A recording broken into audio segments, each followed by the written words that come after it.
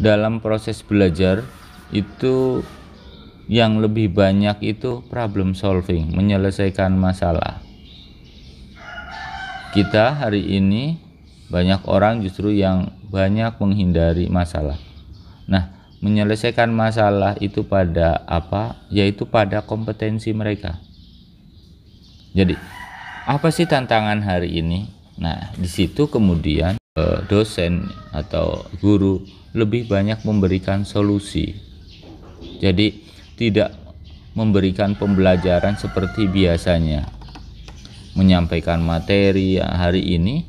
Kalau arahnya hanya menyampaikan materi di depan, siswa hanya transformasi ilmu pengetahuan, maka akan bisa dikalahkan mereka yang ada di dalam kelas oleh mereka yang membuka internet, kemudian yang di kelas baru mendapatkan umpamanya menjelaskan tentang definisi baru satu, maka yang membuka internet sudah dapat 10. Hanya persoalannya kemudian bagaimana mensikapi terhadap perbedaan-perbedaan teori yang ada di situ, terhadap perbedaan pola, terhadap perbedaan cara. Maka kemudian tugas guru adalah membantu siswa untuk, jika itu persoalan, untuk mengelola persoalan. Jika itu perbedaan, akan mengklasifikasikan perbedaan-perbedaan teori tersebut. Nah, kenapa bisa begitu? Biar yang dihadapi oleh siswa betul-betul, atau mahasiswa adalah betul-betul realitas yang ada, atau oleh santri itu nyata, real. Contoh yang mudah, ketika kita bicara di pesantren, bicara tentang an-nadzafatu minal iman, itu realitasnya seperti apa di lingkungannya, gitu kan, di lingkungan. Bagaimana menyelesaikan persoalan yang ada. Ini kan keilmuannya menjadi nyata, kemudian bisa terimplementasikan. Dan sederhana sebenarnya, an-nadzafatu minal iman itu sudah hampir semua santri hafal.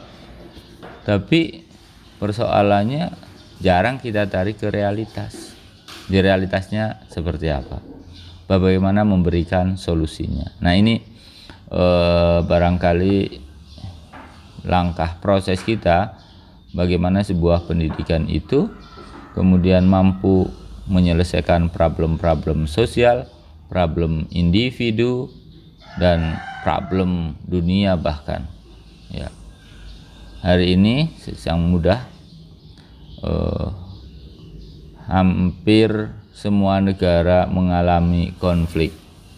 Tapi siapa yang paling sukses?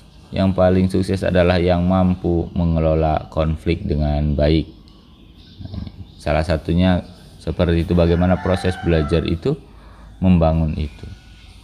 Nah, bagaimana kecenderungan? Sama-sama kasusnya, tapi dalam disiplin ilmu kemudian bisa ditarik semuanya. Munculnya corona menjadi perdebatan yang tidak henti antar kita tentang bagaimana ibadah-ibadah yang ada, kemudian bagaimana agar juga corona tidak sampai kepada para jamaah. Ini kan perdebatan tidak pernah selesai. Dari sisi fikih bisa dikaji, dari sisi ilmu kesehatan, ilmu kedokteran kan juga begitu. Kita sekarang sebenarnya sedang berlomba bagaimana corona itu bisa dikelola oleh kita agar apa? Agar kita mampu menghadapi persoalan-persoalan yang ada di depan kita. Kita jangan hanya jadi penonton. Ini penting untuk proses belajar mengajar. Jadi dari sisi fikihnya dapat, ilmu kesehatannya bisa, bahkan bisa jadi ilmu politiknya bisa. Kita bisa belajar politik. Apakah corona ini bagian dari permainan politik atau justru ini perang dunia 3, kan kita tidak tahu. Nah, itu kajian-kajian ini yang kemudian menarik untuk kita kembangkan di dunia pesantren. Proses belajar mengajar itu butuh kita kembangkan karena realitas kehidupan hari ini sudah berbeda dengan tahun-tahun yang lalu. Ya. Banyak persoalan-persoalan muncul termasuk dunia pesantren, makanya dalam proses belajar mengajar ini pesantren harus menyumbangkan kesalehan sosial, harus menyumbangkan konstruksi berpikir, harus menyumbangkan bagaimana kita ketika proses belajar itu untuk siswa juga menyenangkan. Kalau polanya seperti ini kan menjadi pola menyenangkan, bukan menegangkan. Tapi core-nya dapat. Ini tugas pesantren untuk tadi bagaimana merencanakan kegiatan di pesantren, bagaimana proses belajar